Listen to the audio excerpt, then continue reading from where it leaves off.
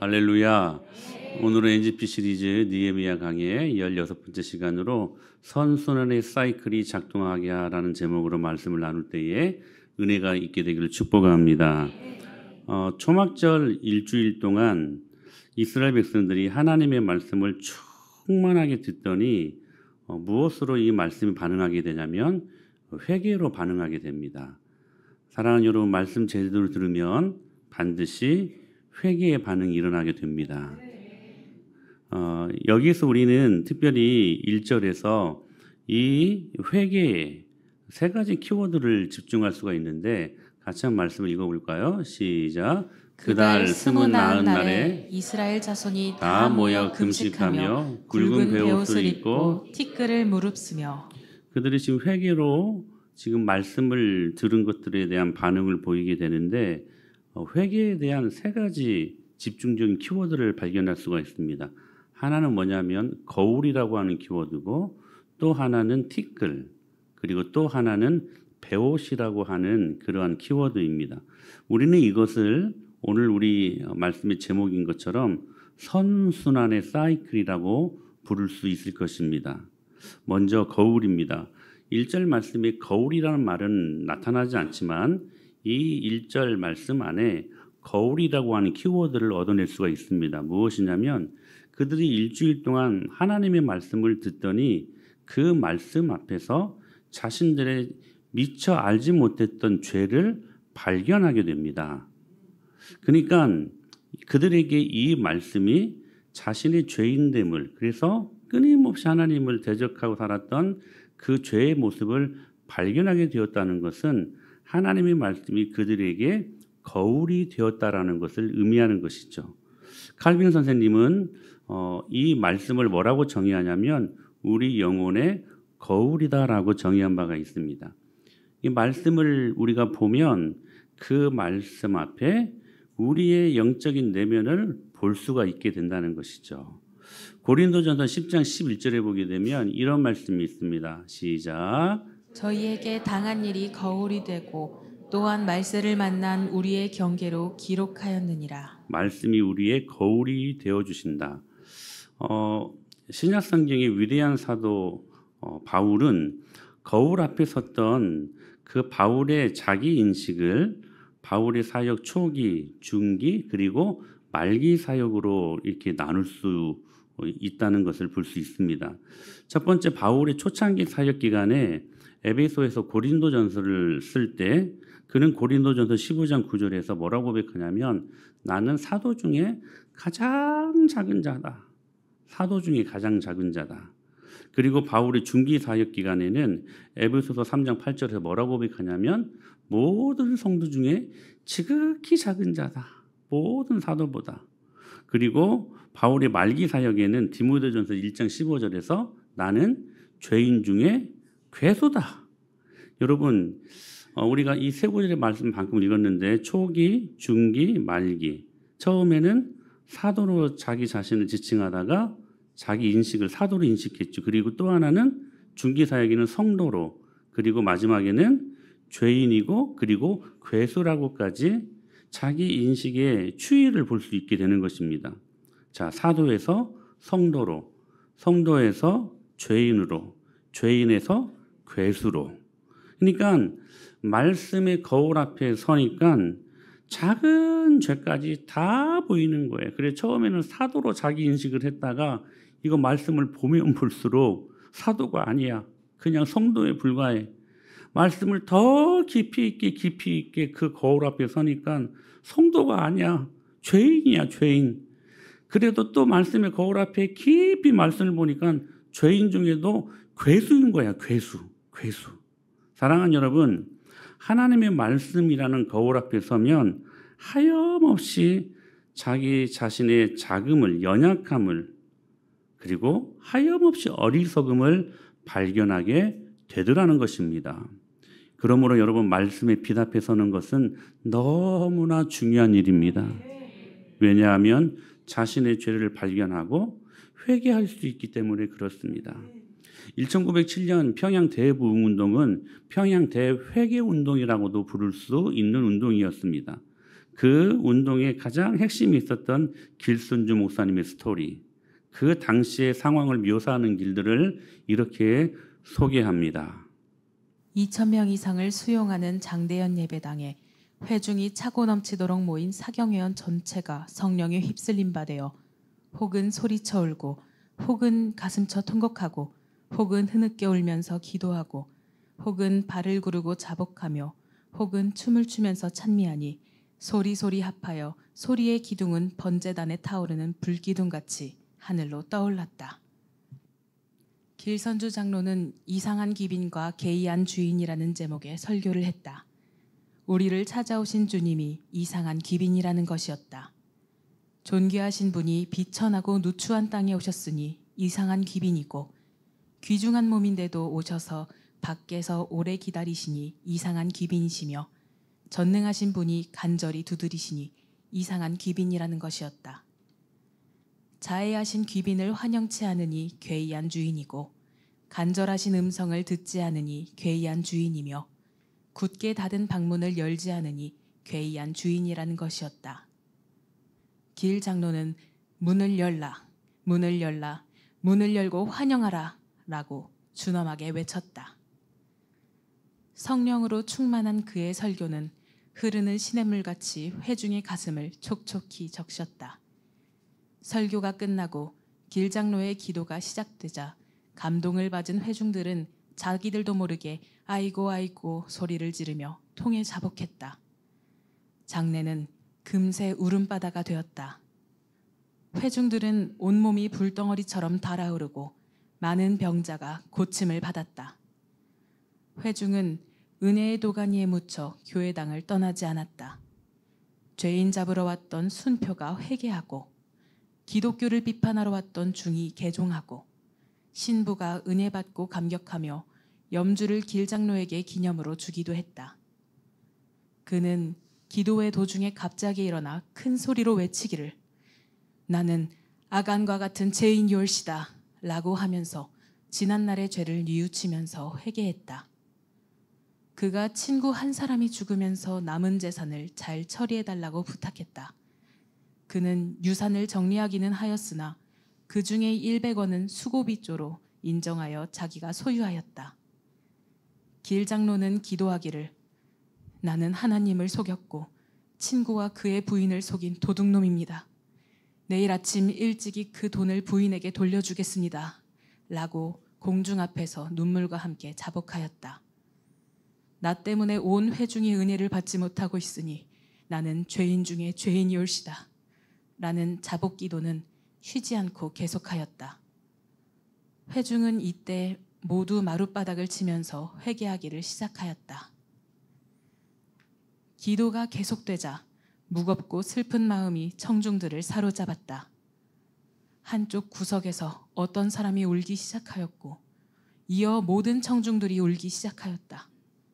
한 사람 한 사람이 일어나 자신의 죄를 고백하고는 털썩 주저앉아 흐느껴 울다가 마루 위에 뒹굴며 고뇌에 찬 모습으로 마룻바닥을 두 주먹으로 두들겼다. 김장로라는 분이 나를 바라보며 이렇게 외쳤다. 나를 용서해 줄 수 있습니까? 나를 위해 기도해 주실 수 있습니까?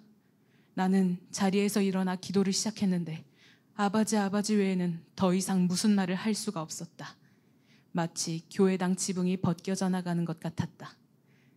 나는 김장로의 곁에 몸을 던지고 흐느껴 울면서 이전에 결코 한 번도 기도해보지 못하는 사람처럼 기도했다. 아멘.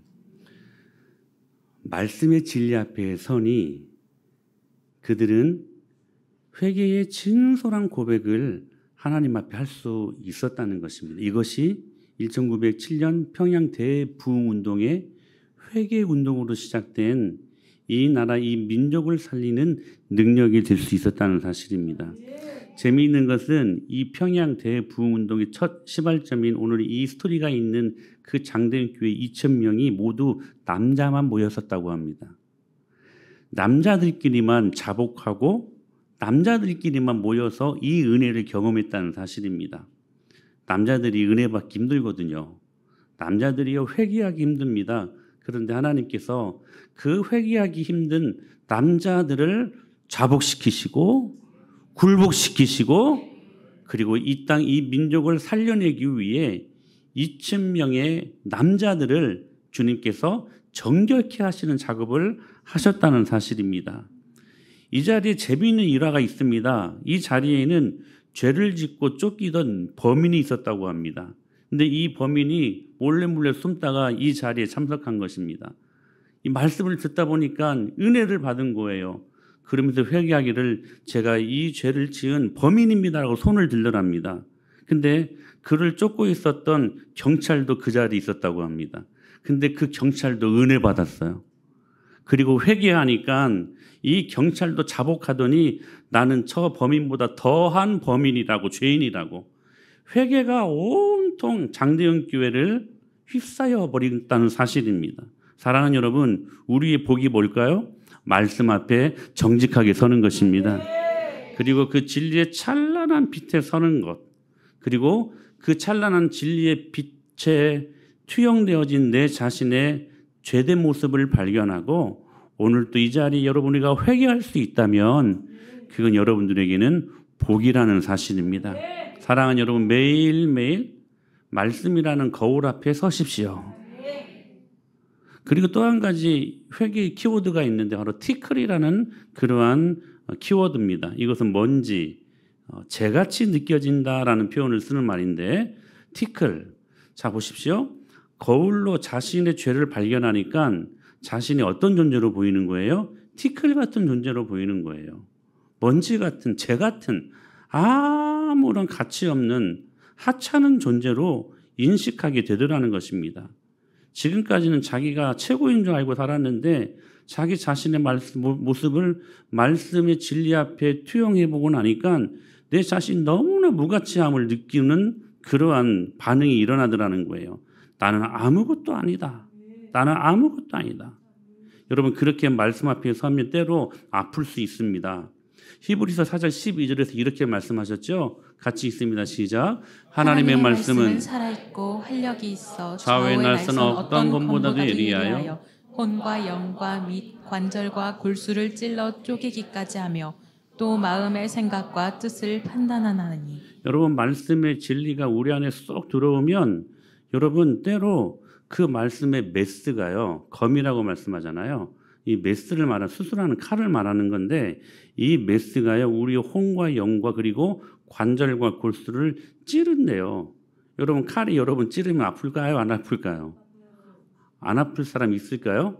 아프죠. 바늘이 우리 살을 조금이라도 찌르게 되면 막 소스라치면서 아픈 사람들이 있는데 칼이 찌른다니 너무 아프죠. 여러분, 칼이 찌를 때 아픕니다. 말씀의 칼이요 제대로 여러분들 심령 안에 들어오면 여러분 잠시 아플 수 있습니다. 그리고요 여러분 아프니까요 절망할 수 있어요. 절망할 수 있어요. 여러분 보십시오. 하나님의 말씀이 우리의 생각과 뜻을 판단한대요. 우리의 생각에 개입하시고 간섭하신다는 거예요. 우리 판단에 개입하시고 판단하신다는 거, 개입하신다는 거예요. 무슨 말일까요? 여러분, 하나님의 말씀이 지금까지 내 편한 대로 내 마음대로 살았던 우리들을 이제는 간섭하기 시작한다는 거예요. 그래서 여러분 싫을 수 있어요. 지금까지 내 마음대로 살았는데. 그러니까 말씀이요 우리 안에 칼처럼 우리들을 찌를 때 우리는 잠시 아플 수 있고 힘들 수 있고 절망할 수 있다는 사실입니다. 근데 그때 우리 안에 고백되어지는 말이 이래야만 합니다. 하나님의 말씀의 칼이 내 모든 더러운 것들을 위 환부를 막 도려내고 막 그때는 아플 수 있고 힘들 수 있지만 그러므로 그때 우리가 이 절망의 상황에서 고백할 수 있는 것이 이런 고백이 되어야 된다는 것입니다. 하나님 없는 삶은 절망이고 무가치한 인생이고 그러므로 나는 아무것도 아닙니다. 먼지요 죄요 티끌에 불과한 존재임을 압니다. 그러므로 주님이 필요합니다. 어느 순간에 말씀이 우리를 고운 가루로 만들어버린다는 거예요. 하나님의 말씀이 계속 내 내면에 들어와서 내 모난 부분들을 계속 깎고 찌르고 고치고 할 때 여러분 하나님께서 결국 나로 하여금 나를 고운 가루 만들어 주신다는 거예요. 내가 사라집니다. 여러분 말씀을 듣고 여러분들이 사라져야 돼요. 여러분 내가 죽게 됩니다. 여러분 하나님의 말씀을 들을 때 시퍼렇게 살아있는 오늘도 여러분의 생각이 하나님의 말씀보다 더 앞서 있고 여러분들의 경험이 하나님의 말씀보다 더 앞서 있는 이 시퍼렇게 살아있는 우리 자아가 여러분 하나님의 말씀을 들을 때 죽게 되는 축복을 경험해야 돼요. 그래서 여러분 말씀 앞에 서면 내 처절한 자아의 죽음을 맛볼 수 있어야 된다는 사실입니다. 여러분 하나님께 지금까지 쓰임받았던 수많은 믿음의 거장들은 다 이렇게 깨어지는 과정들을 경험했던 사람들이었습니다. 한 명도 예외가 없습니다. 높은 곳에서 바닥까지 내려가는 경험을 하게 하셨고 하염없이 잘난 사람인 줄 알았는데 이렇게 미련하고 어리석은 사람일 수 있을까 정도로까지 끊임없이 그를 추락시키는, 그래서 그 바닥에서 티끌을 경험하고 자기가 먼지요 죄임에 불과한 죄인임을 깨닫고 하나님의 은혜를 그 순간에 붙들 수 있는 그러한 여정들을 주께서 우리들에게 허락하신다는 사실입니다. 그런 의미에서 주님 안에서 겪는 절망은 복입니다. 주님 안에서 겪는 절망 말입니다. 나의 죽음과 한계를 인정하는 게 그게 축복이라는 거예요. 그게 티끌이고 그것을 우리가 경험할 수 있는 게 복이라는 사실입니다. 그리고 마지막으로 키워드 베옷입니다. 여러분 베옷은 누가 입는 옷이냐면 제사장들이 입는 옷입니다. 이것은 은혜를 상징하는 그러한 키워드입니다. 말씀이라는 거울로 자신을 보니까 자신이 어떤 존재임을 깨닫게 되었어요? 티끌 같은 존재임을 깨닫게 되었습니다. 그런 사람들에게 하나님은 은혜로 다가가셔서 은혜로 덮어버리십니다. 이게 축복이에요. 이게 축복. 자, 어떤 사람들에게 하나님이 은혜로 덮으시냐고요? 교만하고 비거하고 거만해진, 그렇게 한량없이 높아진 그러한 거만한 사람들이 아니라 오늘 또 말씀의 거울 앞에서 자기 자신이 티끌 같은 연약하고 어리석은 존재임을 깨닫고 주님 앞에 고백하는 자들에게 하나님께서 하나님의 베옷, 즉 하나님의 은혜로 그 사람들을 덮어버리신다는 거예요. 여러분 제사장이 해서는 아니 되는 일들 중에 하나가 뭐냐면 땀 흘리는 것입니다. 에스겔 44장에 보면 한 말씀을 같이 보실까요? 시작. 그들이 안뜰문에 들어올 때나 안뜰문과 성전 안에서 수종들 때에는 양털옷을 입지 말고 가는 베옷을 입을 것이니 가는 배관을 머리에 쓰며 가는 배 바지를 입고 땀이 나게 하는 것으로 허리를 동하지 말 것이며. 제사장이 해서는 아니 되는 가장 큰 일은 뭐냐면 땀 흘리는 것입니다. 그래서 베옷을 입게 하는 거예요. 베옷을 입으면 시원하잖아요. 베옷. 근데 저는 이제 그 체질상 베옷이 그렇게 맞지는 않습니다.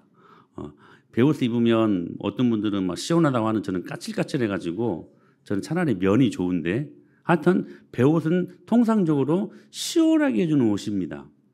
그러니까 땀 흘리면 안 되는 것이었어요. 누가요? 제사장들이요. 제사장들이. 왜 땀 흘리지 않게 하셨을까요? 여러분 제사장이 하는 일은 구원을 선포하는 일입니다. 그러니까 이 구원에 여러분 이 땀이라고 하는 것은 내 의지, 내 노력을 의미하는 단어 아닙니까? 그러니까 구원은 노력으로 되는 거 아니다. 구원은 땀으로 되는 거 아니다. 구원은 하나님의 은혜로 되는 것이다. 내 편에서 아무것도 할 수 없어요. 하나님이 일방적으로 저와 여러분들 택하셔서 오늘도 저와 여러분들이 이 자리에 앉아서 주님을 예배하게 된 줄로 믿습니다. 그게 하나님의 은혜 아닙니까? 은혜 아닙니까? 그래서 구원은 하나님의 은혜로 된 것이 1절에 보니까 굵은 베옷이라고 말합니다. 굵은 베옷. 그러니까 절대 하나님의 은혜로 구원은 이루어지는 것이다. 에디슨이 이런 말을 했습니다. 발명의 왕 에디슨, 여러분 아시죠? 이 사람이 이런 유명한 말을 남겼죠. 천재는 1%의 영감과 99%의 땀으로 되는 것이다. 원래 이 말의 그 원문을 보면 천재는 1%의 영감이 있어야 돼요. 영감. 이 영감은 예수 믿는 사람이나 그리고 할머니들에게 있어야 된대요. 이거 참 유머인데 여러분 영감은 예수 믿는 저와 여러분들에게 있어야 되고 우리 할머니들에게도 있어야 됩니다. 자, 이 영감을 영어로 inspiration이라고 합니다. inspiration. 영감. 하나님이 주시는 그 영적인 감각 말입니다. 그런데 99%의 땀이라고 하는데 여기 땀이 스웨트이 아니고요. perspiration이라고 번역이 됩니다. 라임이 맞죠? inspiration, perspiration. 그러니까 인생은 inspiration과 그리고 perspiration으로 이루어진다는 거예요. 우리는 이 말을 영광과 땀으로 이렇게 해석할 수가 있어서 우리는 이 말씀을 일반적으로 이 에디슨의 말을 어떻게 해석합니까? 1%의 영감보다 99%의 땀을 더 강조하면서 노력해야 된다. 열심히 일해야 된다. 이것을 더 강조하는데 이 말씀을 해석하곤 하지 않습니까? 그런데 이 에디슨의 말이 원래 그런 의미가 아니더라는 거예요. 퍼스퍼레이션을 강조하기 위한 말이 아니고 인스퍼레이션을 강조하기 위한 말이라는 거예요. 여기 인스퍼레이션은 뭐냐면 여러분 에디슨이 예수님 잘 믿는 사람 아니었습니까? 여기 인스퍼레이션은 1% 인스퍼레이션은 뭐냐면 말씀, 꿈, 비전을 말하는 것이래요. 즉 하나님의 은혜를 1%로 말한 거예요. 그리고 99%는 노력을 말한 거예요. 무슨 말이냐면 하나님의 은혜 1%가 있어야 99%의 땀과 노력도 의미가 있다는 거야. 의미가 있다는 거야. 은혜를 강조하기 위한 거예요. 말씀의 은혜를 강조하기 위한 거예요. 그러니까 은혜 없으면 우리의 땀도 우리의 노력도 아무런 의미가 없게 된다는 거예요. 사랑하는 여러분, 여러분의 가정과 여러분의 인생과 우리 교회 위에 하나님의 은혜가 충만하게 되기를 축복합니다. 그 은혜가 있어야 그래서 우리가 때로 공부도 하고 돈도 벌고 관계도 하고 이 하는 모든 일들에 그때 비로소 의미가 생기게 되더라는 것입니다. 그러므로 여러분 하나님 앞에 배옷 입고 나오라는 거예요. 하나님의 은혜로 되는 것이라는 거예요. 여러분 구원도요 우리 믿음으로 되는 것이지만 여러분 본질적으로 하나님의 은혜가 있어야 우리의 믿음으로 그것이 협력이 되어 여러분 구원받을 수 있는 것이지 은혜가 시작입니다. 그래서 여러분 우리는 그렇게 말하지 않습니까? 절망하는 인생들에게 노력하면 돼. 열심히 일하면 돼. 노력하면 절망을 이길 수 있어. 이렇게 여러분 격려하지 않습니까? 근데 여러분 성경적이지 않습니다. 인간은요 절망을 노력해서 땀으로 이겨낼 수 있는 존재가 아니라는 거예요. 그건 여러분 인간을 몰라서 그러는 거예요. 인간이 절망하잖아요. 그러면 여러분 노력과 여러분 땀으로 이 절망을 이겨낼 수 있는 존재가 우리 인간이 아니라는 거예요. 절망 가운데 빠져 있는 사람들이 이 절망을 이겨낼 수 있는 방법은 오로지 한 가지 솔라 그라티아. 오직 하나님의 은혜뿐이라는 거예요. 그래서 은혜 받기를 힘써야 된다는 거예요. 절망이 하나님의 은혜를 만나야 된다는 거. 여러분 절망 가운데 있어도 이상하게 되는 사람들을 많이 봅니다. 근데 그 사람들을 보면 항상 은혜가 그 심령 안에 있어요. 그래서요 절망 가운데 빠져 있을수록 이상해요. 되는 사람들은 하나님의 말씀이 들립니다. 그리고요 그 말씀이 들리니까요 힘을 얻게 되고 배옥 가운데서도 티끌에서도 여러분 일어서는 모습을 발견하게 되더라는 거예요. 사랑하는 여러분 이 사이클이 작동될 수 있어야 돼요. 거울, 티끌, 그리고 배옷. 다시요. 거울, 티끌, 배옷. 선순환의 작동이 일어나야 된다는 거예요. 여러분, 여러분의 인생 가운데 계속해서 안 되는 인생들이 있지 않습니까? 보면 다 이유가 있어요. 여러분 그 악순환의 연결고리를 예수님의 이름으로 끊어버리셔야 돼요. 끊어버려야 돼요. 그리고 여러분의 인생을 악순환에서 여러분 선순환할 수 있도록 바꾸셔야 돼요. 그게 첫 번째가 뭐냐? 거울 앞에 서야 된다는 거예요. 말씀 앞에 거울. 그리고 여러분 그 거울 앞에 설 때에 우리 자신이 죄인됨을 고백하며 티끌 같은 존재인 것을 날마다 깨닫고 살아야 돼요. 그렇게 깨닫는 인생들을 향하여 주님이 배옷으로 덮어버리신다는 거예요. 그때 하나님의 은혜가 하염없이 임한다는 거야.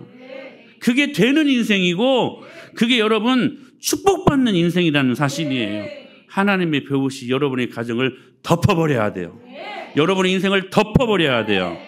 그래서 선순환이 작동될 수 있도록 선순환이 계속 선순환.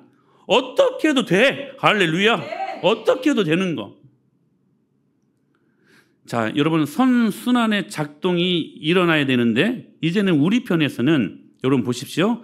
선순환이 이제는 시스템화되어야만 합니다. 그 시스템화를 하기 위해 주님이 우리에게 주시는 단어가 두 가지가 있어요. 하나는 뭐냐면 단절이에요. 우리 여러분, 이 삶의 선순환의 시스템화가 구축되어야 되는데 먼저 일어나야 될 게 뭐냐면 세상과의 단절이 일어나야 되는 단절. 그래야 하나님과 연결된다라는 거예요. 이 연결되려면 뭐 해야 된다? 단절되어야 된다. 이게 연결 전에 반드시 단절하는 것들이 일어나야 된다는 거예요. 이것을 끊임없이 반복하여 하나님께 가까이 가는 게 하나님이 기뻐하시는 순종의 삶이라는 거예요. 이 사이클, 다시 말씀드립니다. 하나님 말씀의 거울 앞에 서서 우리가 티끌 같은 존재임을 깨닫고 하나님 앞에 배옷 입고 은혜 앞에 서는 것, 이 사이클을 시스템화하여 단절과 연결, 단절과 연결, 이걸 계속해서 반복하는 삶을 우리가 살 때 이것이 어느 순간 시스템이 우리의 삶 속에서 갖추어지는 모습들을 경험할 수 있어야 된다는 것입니다. 2절로 8절까지의 말씀이 바로 그 내용이에요. 자, 보십시오. 2절 말씀 보니까 모든 이방 사람들과 어떻게 해야 된다고요? 절교, 단절하라는 거예요. 단절하는 거예요. 여러분 기억하셔야 돼요. 단절 없이요 결코 성장이 있을 수 없습니다. 여러분 비근한 예로 결혼한 후에 많은 사람들이 실패하는 것들을 많이 보게 되는데 그 이유가 뭡니까? 그 이유 중에 하나는 독신 생활의 자유로움을 단절하지 못했기 때문에 일어나는 현상들이 굉장히 많다는 거예요. 여러분 독신으로 살 때 어떻게 살았습니까? 특히 남자들 청소 안 해도 되고 밥도 햇반이나 그냥 사 먹고 게임이나 하고 자기 마음대로 자기 편할 대로 살지 않습니까? 근데 결혼하고 난 후에는 서로 이제 맞춰와야 되지요. 독신 생활과 여러분 단절하지 않고서는 절대로 행복한 결혼 생활을 할 수 있어요, 없어요? 없습니다. 혼자 사는 생활하고. 그래서 여러분 결혼을 했음에도 불구하고 혼자 하는 그런 취미, 혼자 하는 자기만의 라이프 스타일을 갖추는 사람들이 얼마나 많은지 모릅니다. 혼자 여행도 가고. 여러분 결혼했는데 혼자 여행 가고 나쁜 놈이지. 안 그래요, 여러분? 그거 저는 혼자는 절대로 못 가요. 꼭 아내랑 같이 가야 재밌어요. 여러분 혼자 막 맛있는 거 먹고요. 그거 진짜 웃긴 거 아니에요? 저는 맛있는 거 생각나면 이렇게 보면 반드시 아내하고 신혼이가 생각납니다. 그게 정상 아니에요? 근데 그냥 지만 맛있는 거 먹어. 아내와 그리고 자식들은 생각도 안 해. 그 나쁜 놈이지. 결혼 생활이 되기 위해서는 여러분 독신 생활을 어떻게 해야 돼요? 단절해요. 끊어버려야 된다는 거야. 이게 뭐가 되든지 단절하지 않고 연결이 안 된다는 거예요. 여러분 제자들도 예수님 따라갈 때 단절부터 하지 않았습니까? 그들의 단절은 버리는 것으로 실행이 되었지요. 그래서 예수님이 너 나 따라와라 할 때 그물을 버리고 그리고 배를 버리고 그리고 가족도 때로는 버리고 그리고 예수님을 따라가지 않았습니까? 그러니까 예수님과 연결되려면 세상의 것들과 단절, 절교, 버림을 결단해야 된다는 거예요. 여러분 이건 양립할 수 없는 겁니다. 같이 갈 수 없다는 거예요. 부자 청년이 왜 예수님을 등지고 도망갔습니까? 하나예요. 물질을 끊어버리지 못했기 때문에, 물질을 버리지 못했기 때문에, 물질과 단절하지 못했기 때문에. 여러분 예수님 믿기 전과 믿는 후가 달라져야 됩니다. 세상 친구들과 단절하고 어떤 분들은 세상 친구들과 단절될 것 때문에 그것이 두려워가지고 예수님을 못 믿는 사람들도 많습니다. 여러분 세상 친구들 다 가치 없습니다. 예수님 안에서 좋은 친구들 많이 사귀십시오. 그게 여러분을 살리는 생명을 가져다는 친구들이 될 수 있어요. 세상 친구들과 단절하고 세상 습관과 단절해야 되고 결코 단절 없이는요 성장이 있을 수 없다는 거라는 거예요. 여러분 우리 아이들이요 맛있는 엄마가 밥을 차려줍니다. 영양을 다 고려해가지고. 그래서 고기도 굽고 생선도 굽고 채소도 맛있게 만들어서 저녁밥을 맛있게 차려놨습니다. 그런데 그 밥을 먹기 전에 맛있는 과자들이 있어요. 오징어 땅콩, 롯데 샌드, 또 꿀까베기, 고구마깡, 여러분 맛있는 여러분들을 유혹하는 과자들이 있잖아요. 요즘은 예감이라는 과자가 참 맛있더라고요.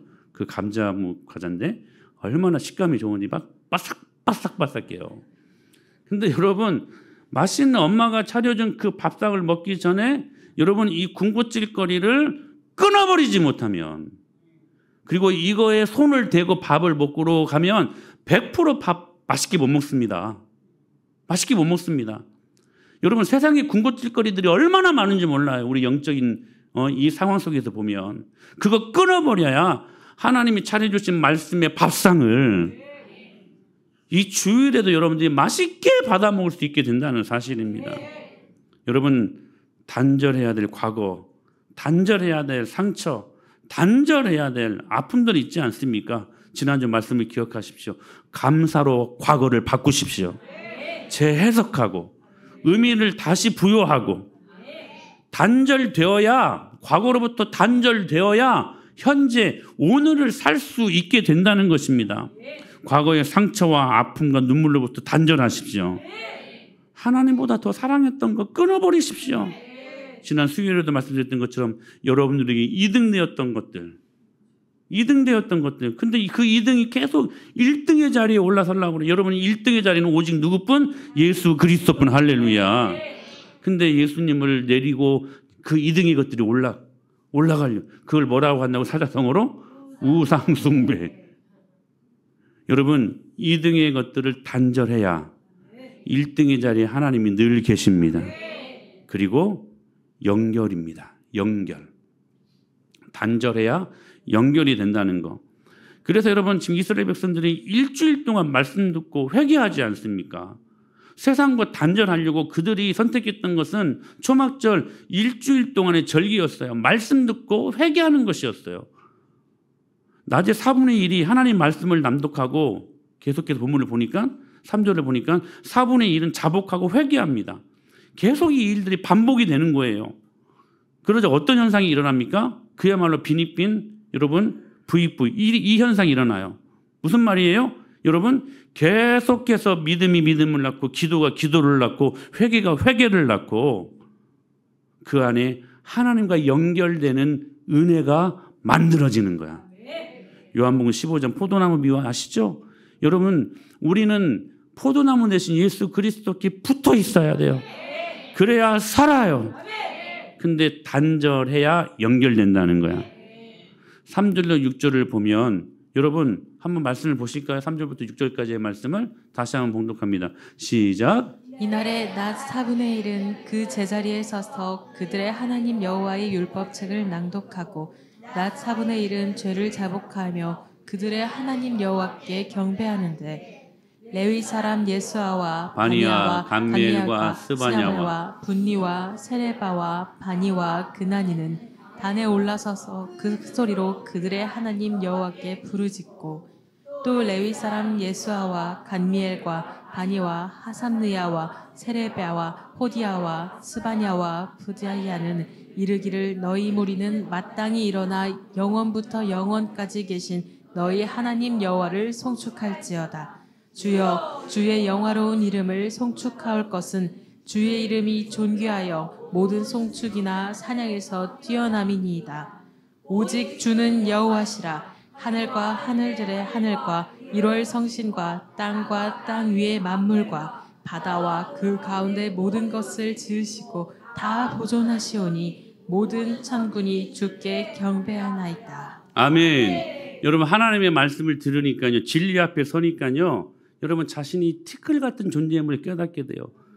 그러자 하나님의 배옷이 덮어버려 은혜가 임하게 돼요. 그러다 보니까요 자연스럽게 세상의 것들과 단절하게 돼요. 단절이 이루어지니까 순간 자 하나님의 영원함이 보이고, 존귀하신 하나님이 보이고, 창조주 하나님이 보이고, 보존하시고 섭리하신 하나님이 그 백성들 눈에 보이기 시작하더라는 거예요. 단절하니까 하나님과 연결되더라는 거예요. 연결 이것이 연결되어서 시편 84편에 있는 말씀처럼 시온의 대로가 열린 거야. 할렐루야. 이 은혜가 있어야 돼요. 시온의 대로가 여러분 저절로 한순간에 임하는 게 아니야. 연결이 되니까 마지막에 보니까 이게 시온의 대로로 열리는 거예요. 여러분 가정이, 특히 여러분 자녀들의 모든 생활들이 시온의 대로가 열리기를 소망하지 않습니까? 오늘 이 말씀을 기억하십시오. 단절해야 연결된다는 거. 이것이 우리 생활의 선순환의 시스템이 되어야 된다는 사실이에요. 그러면서 7절에 아브라함을 예를 듭니다. 아브라함을. 여러분 아브라함 믿음의 조상이라고 불리는 사람이었지만 우여곡절, 좌충우돌, 시행착오가 많았던 사람 아니었습니까? 그러나 그럼에도 불구하고 이 아브라함을 인생지었던 것들이 악순환이 아니라 선순환의 사이클이 계속해서 여러분 작동되고 있음을 보게 돼요. 뭐냐면 그가 말씀의 거울 앞에 섭니다. 그가 여러분 창세기 12장에 등장을 하는데 12장에 보면 그가 항상 말씀 따라갔다고 성경은 언급하고 있거든요. 아브라함은 항상 말씀 따라갔던 사람이었습니다. 그가 하란 땅을 떠날 때에도 하나님의 말씀 따라갔어요. 말씀 따라. 너는 본토 친척 아비 집을 떠나서 내가 너에게 지시할 땅으로 가라. 어디로 갈 땅 아직도 몰랐어요. 그런데 말씀 따라 간 거야. 말씀 따라. 이게 말씀의 거울 앞에 섰던 아브라함. 근데 그가 창세기 13장에 가보면 여러분 조카 롯과 헤어지는 장면들이 있지 않습니까? 정말 아들처럼 생각했던 그 조카 롯과 헤어질 때에 그가 조카 롯을 떠나보낸 후에 그 마음속에 허전하고 공허한 마음이 물밑들이 일어나게 됩니다. 그때 참 재미있는 표현인데 오늘 이 말씀에 은혜 받으시길 축복합니다. 창세기 13장 14절로 16절 말씀이 같이 읽어요. 시작. 롯이 아브라함을 떠난 후에 여호와께서 아브라함에게 이르시되 너는 눈을 들어 너 있는 곳에서 북쪽과 남쪽 그리고 동쪽과 서쪽을 바라보라. 보이는 땅을 내가 너와 내 자손에게 주리니 영원히 이르리라.